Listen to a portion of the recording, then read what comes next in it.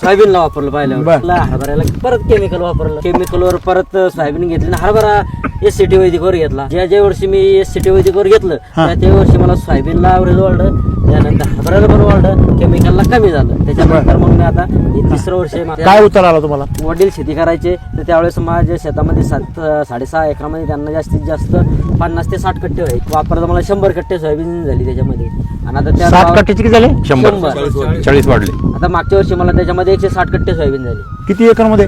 6.5 एकरामध्ये. दरवर्षी वडील करायचे होते 5 वर्षामध्ये, त्यावेळेस 50 ते 60 कट्टे सोयाबीन व्हायची. 60 चे 160? हो. 2.5 पट. खर्च किती पट वाढवला तुम्ही? केमिकल पेक्षा डबल केला. माणसाचं आयुष्य वाढत नाही. प्रत्येक आयुष्य ठरलेलं आहे की उदाहरणार्थ 10 वर्ष झाला, पण 10 वर्षामध्ये जर तुम्ही केमिकलवर जर केलं उदाहरणार्थ 5 क्विंटल उत्पन्न काढसाल तुम्ही, हे जर केलं तुम्ही तर 15 क्विंटल काढू आले, तुमचं आयुष्य वाढणार आहे का? तेवढ्या आयुष्यामध्ये तुम्ही जास्त लवकर प्रगती करा असं तुम्हाला म्हणायचं. मृत्यू आहे आपल्याला हे माहिती आहे तुम्हाला. आयुष्य नाही वाढू शकत पण ऍव्हरेज वाढू शकतो. वाढू शकतो. चांगली आयडिया तुमची.